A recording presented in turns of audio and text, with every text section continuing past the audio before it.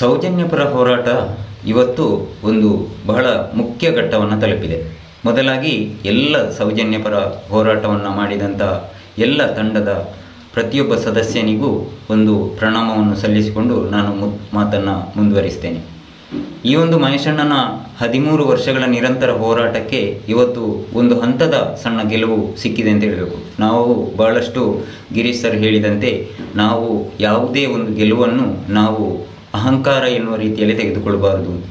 ನಾವು ಬಹಳಷ್ಟು ಎಚ್ಚರಿಕೆಯ ನಡೆಯನ್ನು ಇಡಬೇಕು ಎನ್ನುವಂಥ ಮಾತನ್ನು ಅವರು ಪದೇ ಪದೇ ಹೇಳ್ತಾರೆ. ಪ್ರತಿಯೊಂದು ವಿಡಿಯೋದಲ್ಲೂ ಕೂಡ ಅವರು ಹೇಳುವಂಥ ಮಾತು ಎಲ್ಲ ಯುವಕರಿಗೆ ಹೇಳುವಂಥದ್ದು, ನೀವು ಯಾವತ್ತೂ ಕೂಡ ತಾಳ್ಮೆಯನ್ನು ಕಳೆದುಕೊಳ್ಳಬಾರದು. ಅದೇ ರೀತಿ ಮಹೇಶಣ್ಣನ ಈ ಒಂದು ಹೋರಾಟಕ್ಕೆ ದೊಡ್ಡ ಬಲವಾಗಿ ಬಂದಂಥ ಅವರು ಅದೇ ರೀತಿ ಈ ಧ್ವನಿಯನ್ನು ಎಲ್ಲ ಕಡೆಯಲ್ಲಿ ಗಟ್ಟಿ ಧ್ವನಿಯಲ್ಲಿ ಹೇಳಿದಂಥ ನಮ್ಮ ಕುಡ್ಲ ರಾಂಪೇಜ್ ಅವರಿಗೂ ಕೂಡ ವಂದನೆಗಳನ್ನು ನಾವು ಸಲ್ಲಿಸಬೇಕು. ಅದೇ ರೀತಿ ಈ ಒಂದು ಅಕ್ರಮ ಬಡ್ಡಿ ದಂಧೆಯ ವಿಚಾರವಾಗಿ ಜಯಂತ್ ಟಿ ಅವರು, ನೀತಿ ತಂಡದ ಜಯಂತ್ ಟಿ ಅವರೊಂದಿಗೆ ಸದಾ ನಿಂತಹ ನಮ್ಮ ರವೀಂದ್ರ ಶೆಟ್ಟಿ ಅವರನ್ನು ಕೂಡ ನಾವು ಈ ಸಂದರ್ಭದಲ್ಲಿ ಮರಿಬಾರದು. ಯಾಕೆಂತ ಹೇಳಿದರೆ ನಾವು ಕೆಲವೊಂದು ಸಲ ಗೆದ್ದಾಗ ನಮ್ಮ ಹಿಂದೆ ಯಾರೆಲ್ಲ ನಿಂತಿರ್ತಾರೆ ಅವರು ನಮಗೆ ಕೆಲವೊಂದು ಸಲ ಮರೆತು ಹೋಗುವಂಥ ಸಂದರ್ಭ ಇದೆ. ಆದರೆ ಈ ಒಂದು ಹೋರಾಟದಲ್ಲಿ ಮಹೇಶಣ್ಣನಿಗೆ ಪ್ರತಿಯೊಬ್ಬ ವ್ಯಕ್ತಿಯ ಹೆಸರು ಕೂಡ ಗೊತ್ತು. ಅವರು ಒಂದು ಅದ್ಭುತವಾದಂಥ ಒಬ್ಬ ಸಂಘಟಕ ಅಂತೇಳಿ ನಾವು ಹೇಳುವುದಿಲ್ಲ. ಅವರು ನಮ್ಮ ಪಾಲಿಗೆ ಇಡೀ ತುಳುನಾಡಿಗೆ ಸಿಕ್ಕಿರುವಂಥ ಒಂದು ಅಮೂಲ್ಯವಾದ ರತ್ನ ಅಂತ ನಾನು ಈ ಸಂದರ್ಭದಲ್ಲಿ ಬಹಳ ಒಂದು ಹೆಮ್ಮೆಯಿಂದ ಹೇಳ್ತೇನೆ. ಯಾಕೆಂತೇಳಿದರೆ ನಾನು ಅವರನ್ನು ಹುಟ್ಟಿದಲ್ಲಿಂದ ನಾನು ನೋಡಿದ್ದಲ್ಲ, ನಾನು ಸಾಧಾರಣ ಸೌಜನ್ಯ ಹೋರಾಟದಿಂದ ಅವರನ್ನು ಫಾಲೋ ಮಾಡ್ತಾ ಬರ್ತಾ ಇದ್ದೇನೆ. ನಾನು ಕಂಡಂಥ ಒಬ್ಬ ಅದ್ಭುತ ಒಂದು ನಾಯಕತ್ವ ಗುಣ ಇರುವಂತಹ ಒಬ್ಬ ಸಜ್ಜನ ಹಾಗೂ ಮಗುವಿನ ಮನಸ್ಸಿನ ವ್ಯಕ್ತಿ ಅಂತ ನಾನು ಎಲ್ಲಿ ಬೇಕಾದರೂ ನಾನು ಹೇಳಲಿಕ್ಕೆ ರೆಡಿ. ಯಾಕೆಂತೇಳಿದರೆ ಅವರೊಂದು ಚಿಕ್ಕ ಮಗು ಹೋದರೂ ಕೂಡ ಹೆಚ್ಚು ಬಿಮ್ಮುಗಳಿಲ್ಲದೆ ಮಾತನಾಡುವಂಥ ಒಂದು ವ್ಯಕ್ತಿತ್ವ. ಅವರನ್ನು ಪ್ರೀತಿಸದಂಥ ವ್ಯಕ್ತಿಗಳು ಅವರು ಜೀವನದಲ್ಲಿ ಎಲ್ಲವನ್ನು ಕಳೆದುಕೊಂಡಂಥ ನತದೃಷ್ಟರು ಅಂತ ನಾನು ಹೇಳ್ತೇನೆ. ಯಾಕೆಂತೇಳಿದರೆ ಮಹೇಶ್ ಶೆಟ್ಟಿ ತಿಮರೋಡಿ ಅವರ ಜೊತೆ ಮಾತನಾಡಿದಂಥ ವ್ಯಕ್ತಿ ಒಮ್ಮೆ ಮಾತನಾಡಿದರೆ ಮತ್ತೊಮ್ಮೆ ಅವರಿಗೆ ಕೈ ಮುಗಿಯುವಂಥ ವ್ಯಕ್ತಿತ್ವ ಅವರದು. ಅವರನ್ನು ನಾನು ಹೊಗಳುವುದು ಅಂತಲ್ಲ, ನಾವು ಒಬ್ಬ ಸೌಜನ್ಯ ಹೋರಾಟಗಾರನಾಗಿ ಅವರಲ್ಲಿ ಕಂಡಂಥ ಗುಣಗಳನ್ನು ನಾನು ಹೇಳ್ತಾ ಇದ್ದೇನೆ ಅಷ್ಟೇ. ಅದೇ ರೀತಿ ಗಿರೀಶ್ ಮಟ್ಟಣ್ಣ ಸರ್ ಒಬ್ಬ ಪೊಲೀಸ್ ಇಲಾಖೆಯಲ್ಲಿದ್ದು ಬಹಳಷ್ಟು ದೊಡ್ಡ ಅಧಿಕಾರಿಗಳ ಎಲ್ಲ ಒಡನಾಟವನ್ನು ಹೊಂದಿದಂಥ ಅನೇಕ ದೊಡ್ಡ ಬಿಸ್ನೆಸ್ ಮ್ಯಾನ್ಗಳ ಒಡನಾಟವನ್ನು ಹೊಂದಿದ್ರೂ ಕೂಡ ಬಹಳಷ್ಟು ಉನ್ನತ ಸ್ಥಾನಕ್ಕೆ ಏರಿರುವಂಥ ವ್ಯಕ್ತಿಯಾಗಿದ್ದರೂ ಕೂಡ ಅವರು ಒಂದು ಸ್ಕೂಲ್ ಮಕ್ಕಳ ರೀತಿಯಲ್ಲಿ ನಮ್ಮ ಜೊತೆ ಸ್ನೇಹಿತರಾಗಿ ಎಲ್ಲ ರೀತಿಯ ಬೆಂಬಲವನ್ನು ನೀಡುವಂಥ ಇನ್ನೊಬ್ಬ ಹೋರಾಟಗಾರ. ಅದೇ ರೀತಿ ಸಂತೋಷ್ ಅವರು ಈ ಒಂದು ಬಡ್ಡಿ ದಂಧೆಯ ಎಲ್ಲ ಮಾಹಿತಿಗಳನ್ನು ನೀಡುವಂಥ ಇನ್ನೋರ್ವ ವ್ಯಕ್ತಿ. ಅವರನ್ನು ಕೂಡ ನಾವು ಈ ಸಂದರ್ಭದಲ್ಲಿ ಸ್ಮರಿಸಿಕೊಳ್ಬೇಕು. ಈ ಒಂದು ಹೋರಾಟಕ್ಕೆ ನನ್ನನ್ನು ಒಂದು ಪ್ರೇರೇಪಿಸಿದಂಥ ವ್ಯಕ್ತಿಯನ್ನು ನಾನು ಮರೀಲೇಬಾರದು. ಯಾಕೆಂತ ಹೇಳಿದರೆ ಅವರಿಗೆ ಒಂದು ಧನ್ಯವಾದ ನಾನು ಹೇಳಲೇಬೇಕು. ಯಾಕೆಂತ ಹೇಳಿದರೆ ನನ್ನನ್ನು ಈ ಒಂದು ಹೋರಾಟದ ಭಾಗವನ್ನಾಗಿ ಮಾಡಿಕೊಂಡಂಥ ಸುಷ್ಮತ್ ಗೌಡ ಅವರು ನನಗೆ ಬಹಳಷ್ಟು ಪ್ರೋತ್ಸಾಹವನ್ನು ನೀಡಿದಂಥ ವ್ಯಕ್ತಿಗಳಲ್ಲಿ ಒರುವರು.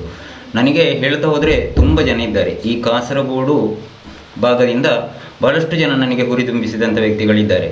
ನಮಗೆ ಉಬರಡ್ಕದ ಒಂದು ಹೋರಾಟದ ತಂಡ ಇದೆ. ಅವರು ಎಲ್ಲಿ ಹೋರಾಟ ಇದ್ದರೂ ಕೂಡ ಅವರು ನನ್ನನ್ನು ಪ್ರೇರೇಪಿಸ್ತಾರೆ, ಅದೇ ರೀತಿ ಕರ್ಕೊಂಡು ಹೋಗುವಂಥ.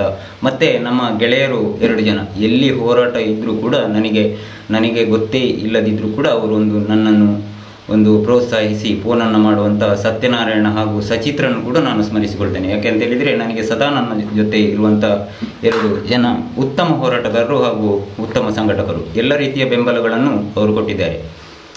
ಅವರೆಲ್ಲರ ಅದೇ ರೀತಿ ಈಗ ನಮಗೆ ಈ ಬಡ್ಡಿ ದಂಧೆಯ ವಿಚಾರವಾಗಿ ಬಹಳಷ್ಟು ಮಹತ್ವದ ಮಾಹಿತಿಯನ್ನು ನೀಡಿದಂಥ ಓರ್ವ ತಾಯಿ ಇದ್ದಾರೆ. ಅವರನ್ನು ಕೂಡ ನಾವು ಹೇಳಲೇಬೇಕು. ಯಾಕೆಂತೇಳಿದರೆ ಇವತ್ತು ನಾವು ಈ ಹೋರಾಟದಲ್ಲಿ ಯಶಸ್ವಿಯಾಗಿ ಮುನ್ನಡೆಸಿಕೊಂಡು ಹೋಗುವಲ್ಲಿ ಅವರ ಪಾತ್ರವು ಕೂಡ ಬಹಳ ಮುಖ್ಯ ಇದೆ. ಶಶಿಕಲಾ ಶೆಟ್ಟಿ ಅವರನ್ನು ನಾವೆಲ್ಲರೂ ಒಬ್ಬ ತಾಯಿಯ ರೂಪದಲ್ಲಿ ನಾವು ನೋಡ್ತಾ ಇದ್ದೇವೆ. ಅವರಲ್ಲಿರುವಂಥ ಪ್ರೀತಿ ವಾತ್ಸಲ್ಯ ಬೇರೆ ಇಡೀ ನಮ್ಮ ನಾನು ಕಂಡಿರುವಂತೆ ನಮಗೆ ತಾಯಿಯನ್ನು ಬಿಟ್ಟರೆ ಅವರು ಅಷ್ಟೊಂದು ಪ್ರೋತ್ಸಾಹ ಹಾಗೂ ನಮ್ಮನ್ನು ಸಹೋದರರ ರೀತಿಯಲ್ಲಿ ಒಂದೇ ಮನೆಯವರ ರೀತಿಯಲ್ಲಿ ನಮ್ಮನ್ನು ಕಾಣುವಂಥ ಒಂದು ವ್ಯಕ್ತಿತ್ವ ಅವರದು. ಅದೇ ರೀತಿ ಈ ಹೋರಾಟದಲ್ಲಿ ನಮಗೆ ಏನು ಹೇಳಬೇಕು ಅಂತ ಗೊತ್ತಾಗ್ತಿಲ್ಲ. ಆದರೆ ಬಹಳ ದೊಡ್ಡ ಹೆಜ್ಜೆಯನ್ನು ಸರ್ಕಾರ ತೆಗೆದುಕೊಂಡು ಇಂಥ SITಯನ್ನು ರಚನೆ ಮಾಡಿ ಈ ಹೋರಾಟಕ್ಕೆ ಅಂತಿಮ ರೂಪುರೇಷೆಯನ್ನು ನೀಡುವ ನಿಟ್ಟಿನಲ್ಲಿ ಯಶಸ್ವಿಯಾಗಿ ಸೌಜನ್ಯಳ ಹಾಗೂ ಅಲ್ಲಿ ನಡೆದಿದೆ ಎನ್ನಲಾದಂತಹ ಸಹಜ ಸಾವುಗಳ ಎಲ್ಲ ತನಿಖೆಯನ್ನು ಮಾಡುವಂಥ ಒಂದು ಉತ್ತಮ ತಂಡವನ್ನು ಸರ್ಕಾರ ರಚಿಸಿದೆ ಅಂತ ಹೇಳುವುದಕ್ಕೆ ಆ ಸರ್ಕಾರದ ಎಲ್ಲ ಅದಕ್ಕೆ ಸಂಬಂಧಪಟ್ಟ ಅಧಿಕಾರಿಗಳಿಗೆ ನಾವು ಒಂದು ಕೃತಜ್ಞತೆಯನ್ನು ಸೌಜನ್ಯ ಹೋರಾಟ ಸಮಿತಿ ವತಿಯಿಂದ ಅರ್ಪಿಸ್ತಾ ಇದ್ದೇವೆ. ಅದೇ ರೀತಿ ಒಂದು ಚಿನ್ನದಂತೆ ಈ ಹೋರಾಟ. ಯಾಕೆಂತೇಳಿದರೆ ಒಂದು ಚಿನ್ನವನ್ನು ಬೆಂಕಿಗೆ ಹಾಕಿದರೂ ಕೂಡ ಎಲ್ಲೇ ನೀವು ಇದು ಎಷ್ಟೇ ವರ್ಷಗಳ ಕಾಲ ನೀವು ಮಣ್ಣಿನಲ್ಲಿ ಹೂತಿಟ್ಟರೂ ಕೂಡ ಅದು ಚಿನ್ನವಾಗಿ ಇರ್ತದೆ. ಅದು ಯಾವುದೇ ರೀತಿಯಲ್ಲಿ ಅದಕ್ಕೆ ಯಾವುದೇ ರೀತಿಯ ಕಲೆ ಅಂಟುವುದಿಲ್ಲ. ಅದನ್ನು ತೊಳೆದಾಗ ಅದು ಪುನಃ ಚಿನ್ನವಾಗಿ ಇರ್ತದೆ. ಅದೇ ಕಬ್ಬಿಣ ಆದರೆ ಅದು ಕರಗಿ ಮಣ್ಣಿನೊಂದಿಗೆ ಸೇರಿ ಹೋಗ್ತದೆ. ಈ ಸೌಜನ್ಯ ಹೋರಾಟ ಎನ್ನುವಂಥದ್ದು ಒಂದು ಚಿನ್ನದಷ್ಟೇ ಸ್ಫುಟವಿಟ್ಟಂತಹ ಒಂದು ಹೋರಾಟ ಅಂತ ಹೇಳಲಿಕ್ಕೆ ನನಗೆ ಹೆಮ್ಮೆ ಇದೆ. ಯಾಕೆಂತೇಳಿದರೆ ಇದರಲ್ಲಿ ಸತ್ಯ ಧರ್ಮ ನ್ಯಾಯಯುತವಾಗಿ ಇರುವಂಥ ಹೋರಾಟಗಾರರ ಒಂದು ತಂಡ ಇರುವ ಕಾರಣವಾಗಿ, ಅದೇ ರೀತಿ ಇದಕ್ಕೆ ಕಾನೂನಾತ್ಮಕ ಸಲಹೆಯನ್ನು ನೀಡುವಂಥ ವ್ಯಕ್ತಿಗಳು ಕೂಡ ಅಂಥವರೇ ಆಗಿರ್ತಾರೆ. ಆದ್ದರಿಂದ ಇದೊಂದು ದೈವ ಸಂಕಲ್ಪ ಎನ್ನಬೇಕು ನಾವು. ಯಾಕೆಂತೇಳಿದರೆ ಎಲ್ಲ ಒಂದೇ ಫ್ರೇಮ್ನಲ್ಲಿ ಬರಬೇಕಂತಿದ್ದರೆ ಅದಕ್ಕೆ ಒಂದು ದೈವ ಸಂಕಲ್ಪ ಇರಬೇಕು. ಇಲ್ಲ ಅಂದರೆ ನಮ್ಮಂಥ ಈ ಒಂದು ಸಣ್ಣ ಸಣ್ಣ ಕೆಲವಷ್ಟು ಜನ ಮಾತಾಡುವಂಥ ವ್ಯಕ್ತಿಗಳನ್ನು ಮಾತನಾಡಿಸಿದಂಥ ಶಕ್ತಿ ಇದ್ದರೆ ಅದು ಸೌಜನ್ಯ. ನಮಗೆ ಬಹಳಷ್ಟು ಆ್ಯಕ್ಟಿವಿಸ್ಟ್ ಆಗಿ ಕೆಲವು ಈ ಸಮಾಜದ ಹುಳುಕುಗಳನ್ನು ಹೇಳಬೇಕು ಅಂತ ಹೇಳುವಂಥ ಧೈರ್ಯವನ್ನು ಕೊಟ್ಟಂಥ ಒಂದು ಹೋರಾಟ ಇದ್ದರೆ ಅದು ಸೌಜನ್ಯ ಹೋರಾಟ. ಯಾಕೆಂತೇಳಿದರೆ ನಮ್ಮ ಬೆನ್ನಿಗೆ ಮಹೇಶ್ ಶೆಟ್ಟಿ ತಿಮರೋಡಿ ಅಂತ ಗಿರೀಶ್ ಮಟ್ಟಣ್ಣ ಸರ್ ಅಂತವರು, ಅದೇ ರೀತಿ ಪ್ರಸನ್ನ ಅಮ್ಮನಂತವರು, ತಮ್ಮಣ್ಣ ಶೆಟ್ಟಿ ಅಂತ ಓರ್ವ ಅದ್ಭುತ ತುಳುನಾಡಿನ ಚಿಂತಕರು ಇದ್ದಾರೆ.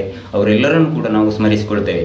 ಅದೇ ರೀತಿ ಈ ಒಂದು ಹೋರಾಟವನ್ನು ಉತ್ತುಂಗಕ್ಕೆ ಕೊಂಡೋಗಲಿಕ್ಕೆ ಸಹಾಯ ಮಾಡಿದಂಥ ಯೂಟ್ಯೂಬರ್ಗಳಾದಂತಹ ಸಂಚಾರಿ ಸ್ಟುಡಿಯೋ, ಅದೇ ರೀತಿ ತರಡೈ ಸುಬ್ರಹ್ಮಣ್ಯ ಎಸ್ ಹಂಡಿಗೆಯವರು, ಅವರಿಗೂ ಕೂಡ ನಾವು ಈ ಸಂದರ್ಭದಲ್ಲಿ ವಂದನೆಗಳನ್ನು ಸಲ್ಲಿಸಲೇಬೇಕು. ಈ ಹೋರಾಟದ ಮುಖ್ಯ ಉದ್ದೇಶ ಇದ್ದದ್ದು ಕೇವಲ ಸತ್ಯವನ್ನು ಹುಡುಕುವುದಷ್ಟೇ ಹೊರತು ಯಾವುದೇ ರೀತಿಯ ಧರ್ಮ ಜಾತಿಗಳ ನಡುವೆ ವಿಷಬೀಜವನ್ನು ಬಿತ್ತುವಂಥ ಕೆಲಸವನ್ನು ಎಂದಿಗೂ ಈ ಹೋರಾಟಗಾರರು ಮಾಡಲಿಲ್ಲ. ಅದನ್ನು ಬೇರೆ ಬೇರೆ ರೀತಿಯಲ್ಲಿ ತಿರುಚುವಂಥ ಕೆಲಸವನ್ನು ಮಾಡಿದರು. ಆದರೆ ಆ ದೈವ ಸಂಕಲ್ಪ ಯಾವ ರೀತಿ ಇತ್ತು ಅಂತೇಳಿದರೆ, ಇದೊಂದು ಉತ್ತಮವಾದಂಥ ಸಮಾಜದ ಏಳಿಗೆಗಾಗಿ ನಡೆಯುವಂಥ ಹೋರಾಟ. ಅದಕ್ಕೆ ಸಂಪೂರ್ಣವಾದಂಥ ದೇವರ ಶ್ರೀ ಮಂಜುನಾಥ ಹಾಗೂ ಅಣ್ಣಪ್ಪ ಸ್ವಾಮಿಯ ಆಶೀರ್ವಾದ ಇತ್ತು.